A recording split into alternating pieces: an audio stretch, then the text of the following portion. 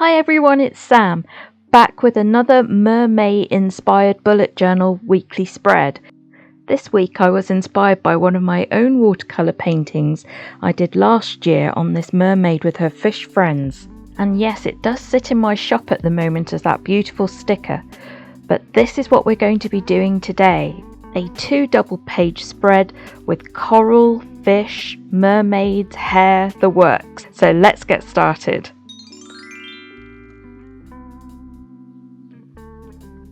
So starting from the blank page, we're going to do the mermaid's face to start with.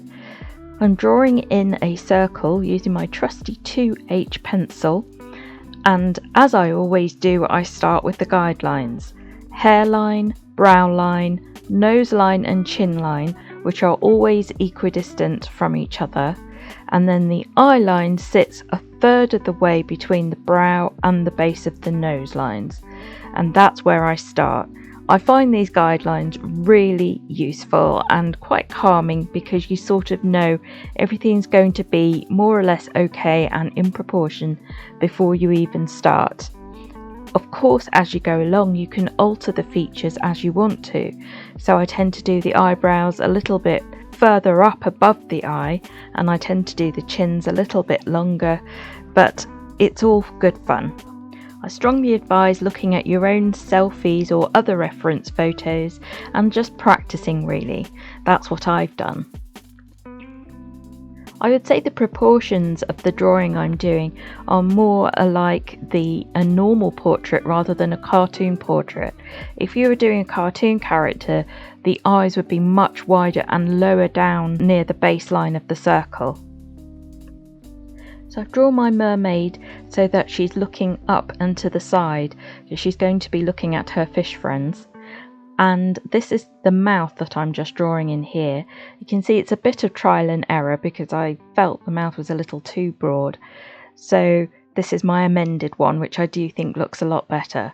And as you can see, my chin is below the guideline, but that always tends to happen with me. I tend to prefer the chins to be lower down. So once you've got the bare bones of the features, you can erase all the excess lines and then start to really create your face with the face shape and thickening eyebrows and putting in those features that will make that character yours.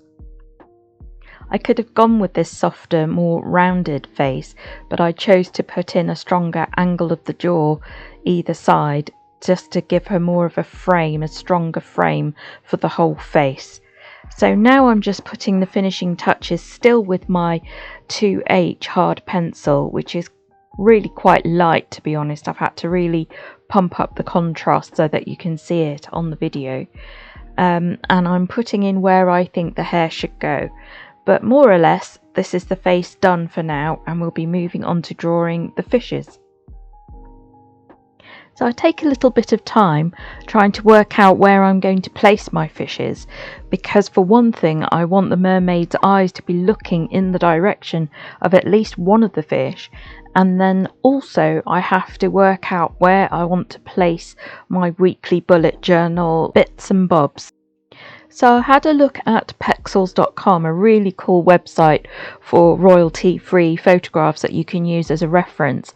And I basically looked at lots of different types of fish tank fish and landed on these sorts of goldfish, some with those bulging eyes like the one that you can see near the mermaid's face. And I had great fun improvising different characteristics for these beautiful fish. They're more or less a goldfish, but with a few tweaks here and there.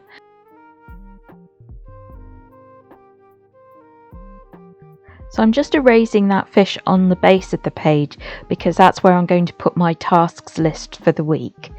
And I decide to put this fish higher up on the left to join really both sides of the double page spread together.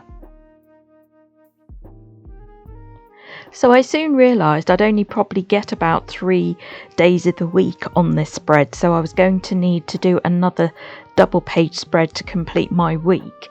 And I decide not to do the mermaid there, but to focus on a pair of fishes in a beautiful coral landscape scene. I decide to draw the fishes at a larger scale so you can see more detail. I particularly enjoyed this. I could really get in there and draw the veins of the fins and where the gills are and really give them some character.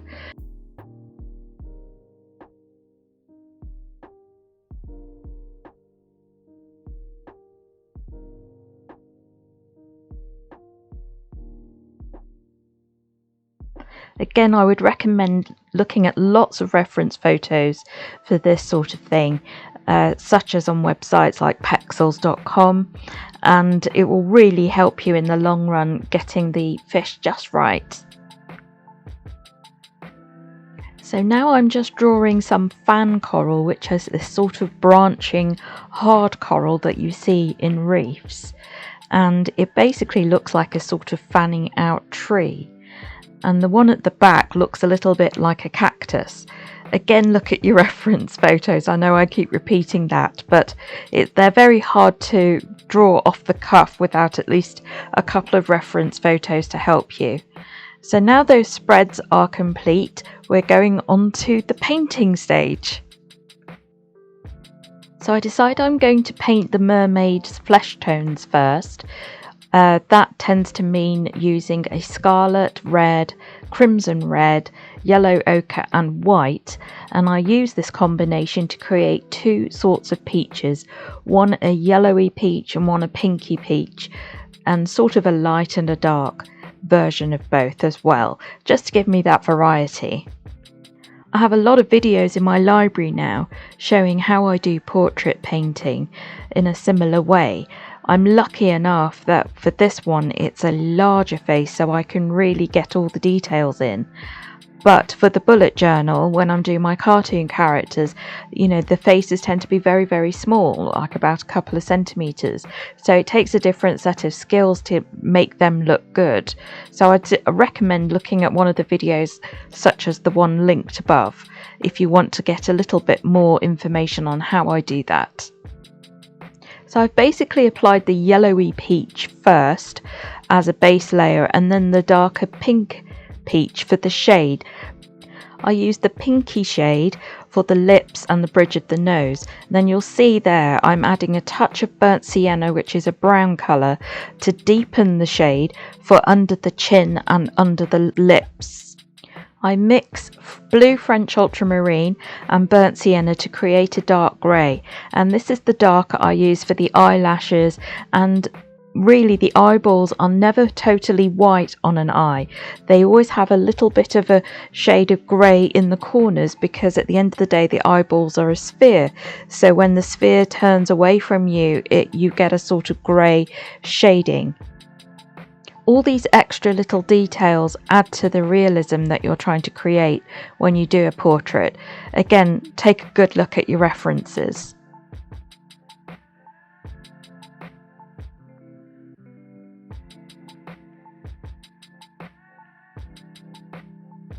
I use the same dark grey for the nostrils and wherever I really need to emphasise dark, such as in the crease of the lips or underneath the chin.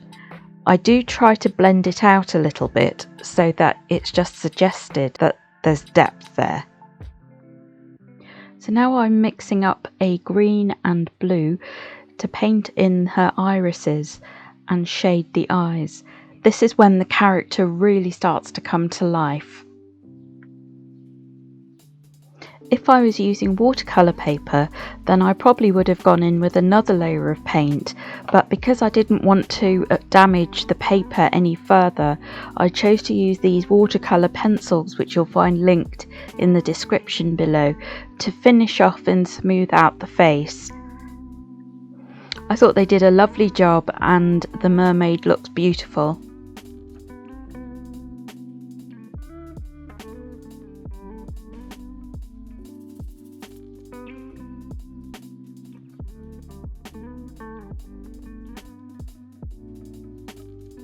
So that's the mermaid's face completed.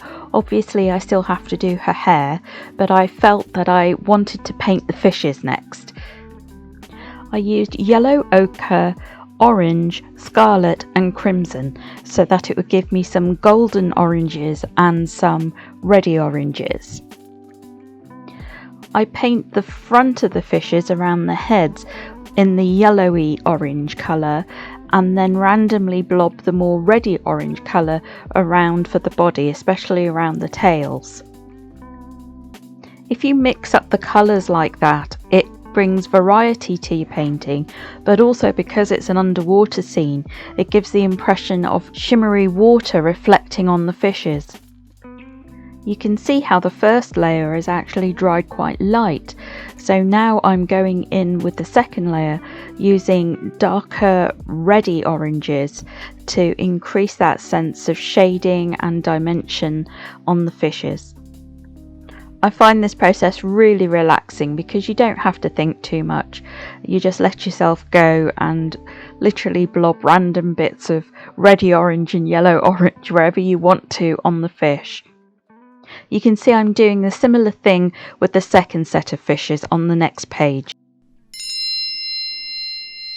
I really hope you're finding today's video useful and inspiring, and if you do and you like this content, then please consider subscribing to my channel, liking and commenting on this video. I'd really appreciate the support, thank you.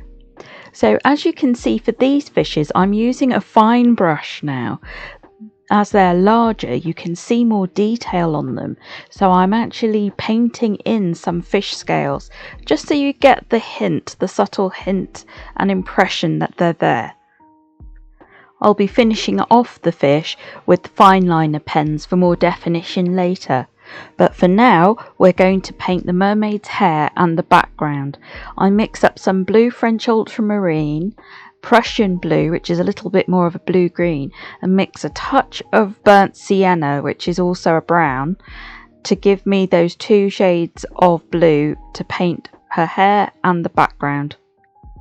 I use my quill brush to do the broader strokes, and later on I'll be using my fine brush. So I'm using the same colour palette to work on this side of the spread, and again using my quill brush, but you'll see I'll start mixing up some white to create a more pastel version of those colours to paint the rest of the spread. I tend to use pastel colours for where I'm going to write because I find that it shows up my writing better than if I use stronger colours. That's why I'm mixing up the pastel. And it will also provide a little bit of contrast with the darker hair that I'm going to have for the mermaid. So you'll see where one starts and the other ends. So this is one of my favourite bits where I use my finest brush and Prussian blue and put in all those beautiful wavy hair strands for my mermaid. I'm not thinking about it, I'm just putting in curls and loops and waves wherever I feel like it. So I use the same colour for the headers for both pages of the spread. So now we're going on to painting the coral seabed around the fish, and this is a really cool effect where you're creating a foreground as though this fan coral is in front of the two fish, the fish are in the middle, and then I'm going to mix a little bit of white with that blue so that it will make the coral at the back recede so it doesn't stand out quite as much, and that will suggest that it's in the background.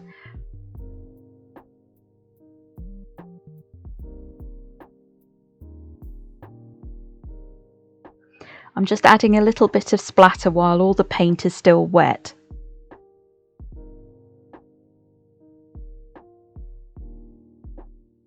After drying, I go in with the second layer of paint and I use the same colour again and just lightly go over the same coral branches to make the composition come to life. I mean, how effective and cool does this look? You feel like you're really looking at the base of a coral seabed. I'm really pleased with that. So now we're going on to the finishing touches with fine liner pens, and this is my little gel pen in brown. Everything's linked in the description below. I use the dark brown gel pen for the eyes of the fishes and to have a little bit of definition on the mermaid's face itself. Then I use the orange fine liners to do the hard work of all the fish scales and the veins of the fins. Putting in these details with the orange fine liner pen is really what starts to give the fish a sense of three-dimension when you look at them, and they really start to come to life now. I'll let you enjoy seeing each fish come to life before your eyes.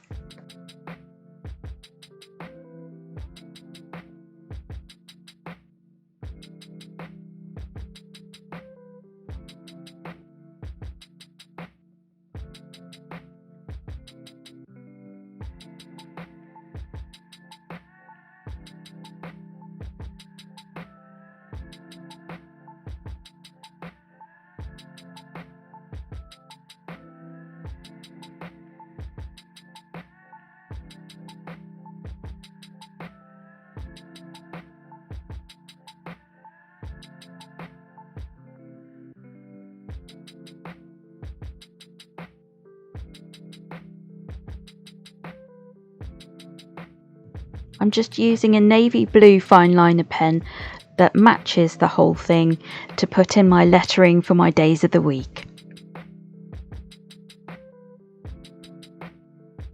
Because these fish are a little bit larger than the ones on the previous page, I can use my pens to create a bit more shading, a little bit more definition and detail. When I do the fish scales, I've done them already in paint, but I will go over them again in pen, and it just adds to the effect. So I just want to point out while I'm finishing off the fish scales that I have other videos in my collection where I have drawn and painted bunnies and birds. So I'm just linking a video above of my bunnies one because it does a similar thing where I show the dimension of the bunnies using shading and paint. Here I'm just using my watercolour pencils, that's linked in the description below, to give the coral more definition and put in some of the veins on the seaweed. As I complete the rest of the spread, you're going to see where I made a bit of a mistake with the highlighter pen. My husband came in and distracted me, that's my excuse anyway, and I started using this highlighter pen all around the fish.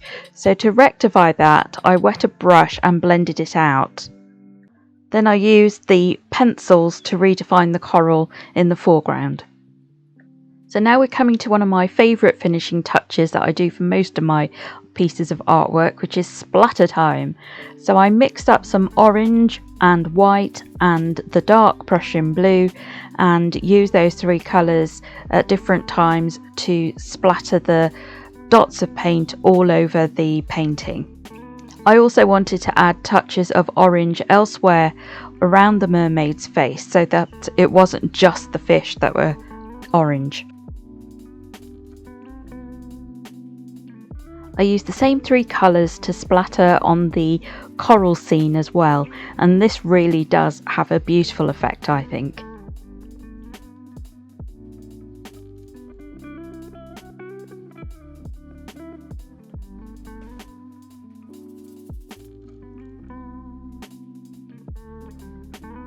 I love the tiny white dots so much that I went and got my white gel pen to add more sizable white dots just to suggest sea foam, and to be honest, I'm just playing now really and having a lot of fun. I really loved making these spreads for this week and I can't wait to use it.